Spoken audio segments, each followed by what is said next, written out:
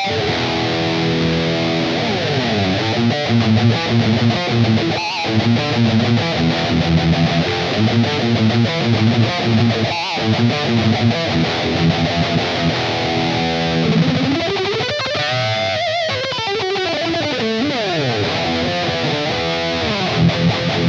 it's Jason here with Metal Mastermind, and today I've got 3 down picking exercise for you metal guitar players out there, and we're actually going to get right into these exercises. Now real quick, if you want the tabs for these, we do have those on the Metal Mastermind website. I'll have a link to that blog post in the description of this video, so if you're on a desktop or something and you want to open a new browser so you can look at those tabs, so you can do that. But we're going to get through the exercises first, then hang around after that, because I'm going to share some tips with you that I think that will help you. These are some things that's helped me over the years, or over the decades I should say, and I have some additional resources for you as well, so hang around till the end.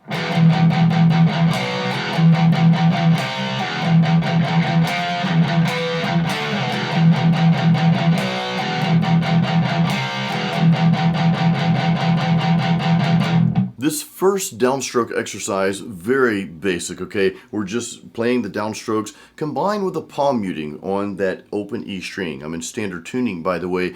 And this is something, real quick, this is something you'll hear often in metal music. Really, a lot of different subgenres of metal do this. When they're playing the downstrokes, the downpicking, that's oftentimes combined with the palm muting, right? Because that gives you that tight metal sound, that tight chugging sound, if you will. So we're going to go through this exercise real quick. Just keep in mind we are throwing some power chords in there. Real quick, we've got a B power chord that you'll play. We've also got a C power chord.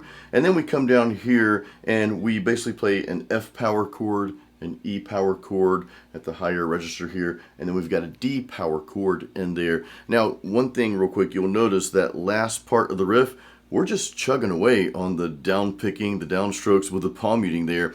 I do that purposely because sometimes just practicing that mundane down picking, just jun jun jun jun jun, doing that for an extended period of time, and I shouldn't say it's mundane, it actually sounds pretty cool, but that will help you with timing, accuracy, and also help you get over the fatigue. Sometimes that right hand, or the picking hand rather, can get tired. So let's go through this lesson with the backing track, the full mix here.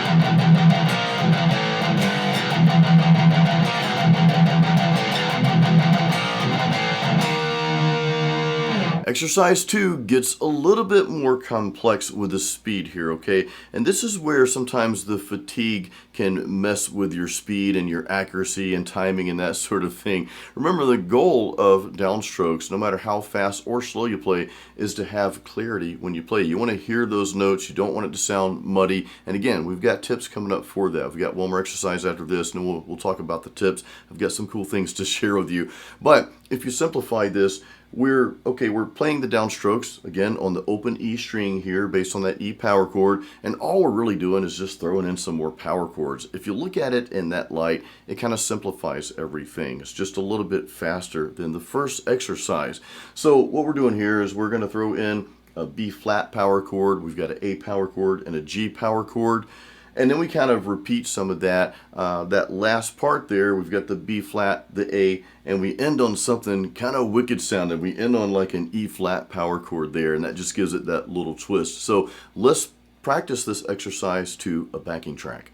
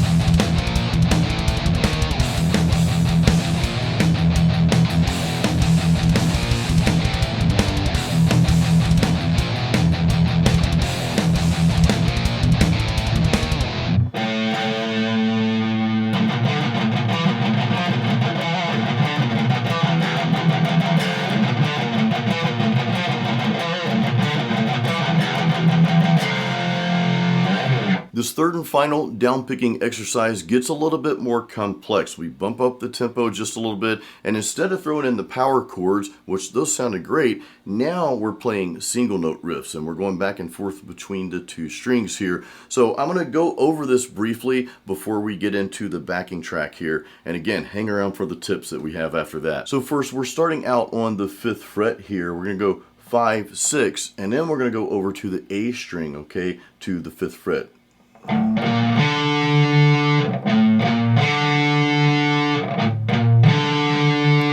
And a special note here, I'm palm muting every time I play the 5th and 6th fret on that E string. I'm palm muting those, but the notes on the A string, I'm just kind of letting ring out a little bit, no palm muting.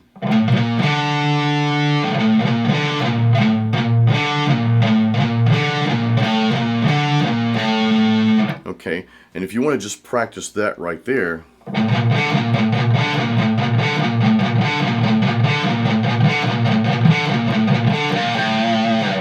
that's a good riff to practice just starting out. However, we're going to continue on. We're going to do that, then we're going to repeat the same pattern, the same series here, but instead of hitting that 5th fret on the A string, we're going to go to the 7th fret, okay?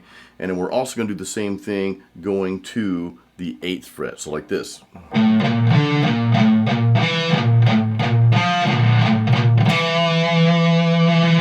Then I go back to that 7th fret, so listen to this.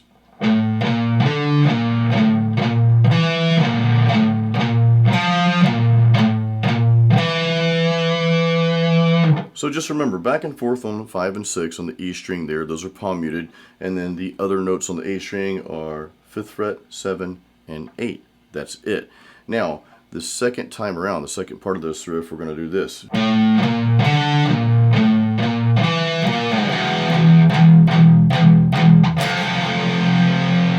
So we kind of cut it in half there, right? We're doing the same thing, but we're going to stop right there on the A string, 7th fret, go back over to the E string, 6th fret, but instead of finishing out that riff like we did the first time around, we're just going to go to an E power chord, palm mute that a few times, end on the F power chord. Let's play that along with the backing track.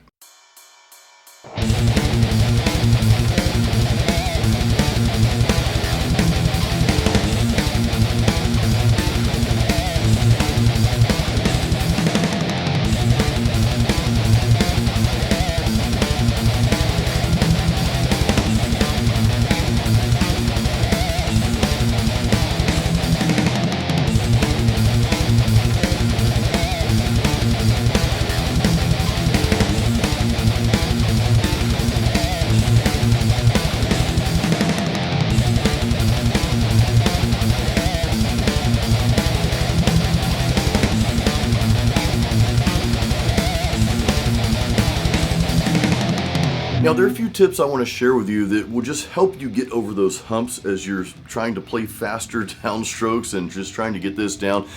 So number one, and this is kind of a beginner's thing here, but even if you've been playing for a while, I think some of this stuff will help you. So when you're playing downstrokes, you're going to kind of have your palm, just like you're palm muting, right over that bridge.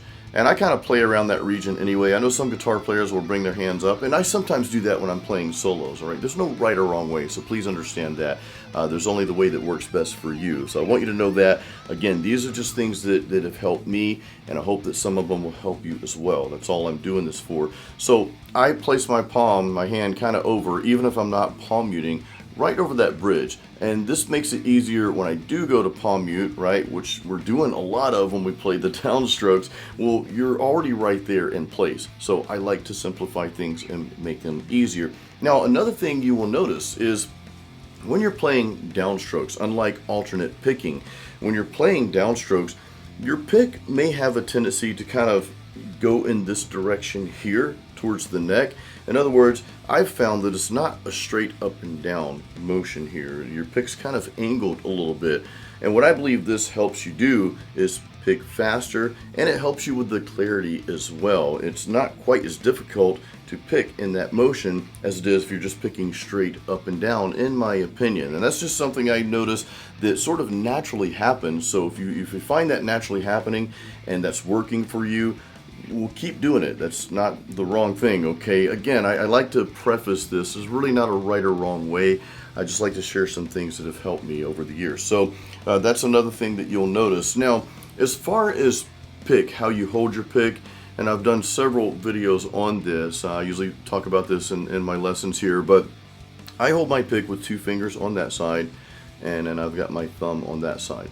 Now that's how I hold my pick all the time. I don't hold it any other way. Some people hold it like this. Again, there's no right or wrong way. There's only what works best for you. I just like to share this with you. This gives me a firmer grip, 2 fingers and the thumb there. I feel like I have a little bit more control, or a lot more control rather, as opposed to trying to pick really any other way. Now, as we're talking about picks, the gauge, the size, okay, I am using a 1 millimeter. This is a Dunlop Max Grip pick here. I love these picks. I've been using them for a long time now, but I started out using .60 millimeter picks. These were like really thin picks. I still got some over here, but I started out, and this is back in the early 90s when I started playing electric guitar.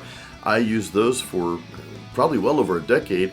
I eventually went up to .73, then quickly after that went to .88, and I used .88 for maybe the last 5 or 6 years. I just recently started using a little bit thicker gauge picks here. This is again 1.0 millimeters. I also have a 1.5 that I've been toying around with. Haven't really cared for that too much. I say that to say this, I know a lot of metal guitar players that can play some really fast downstrokes. They like the thicker picks. I know some other great players that they prefer the thinner picks.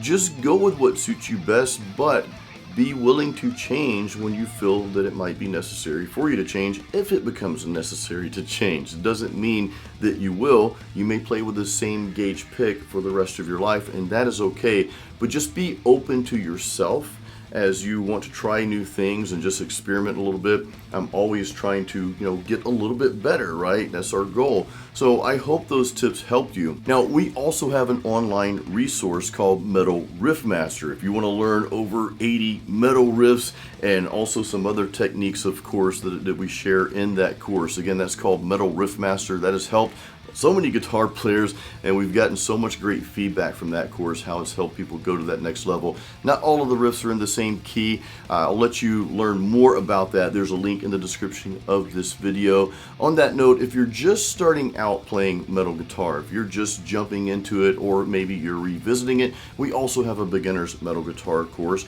I'll throw the link to that in the description of this video as well. Thank you so much for watching Metal Mastermind. We appreciate you being here, and as always, create your own sound.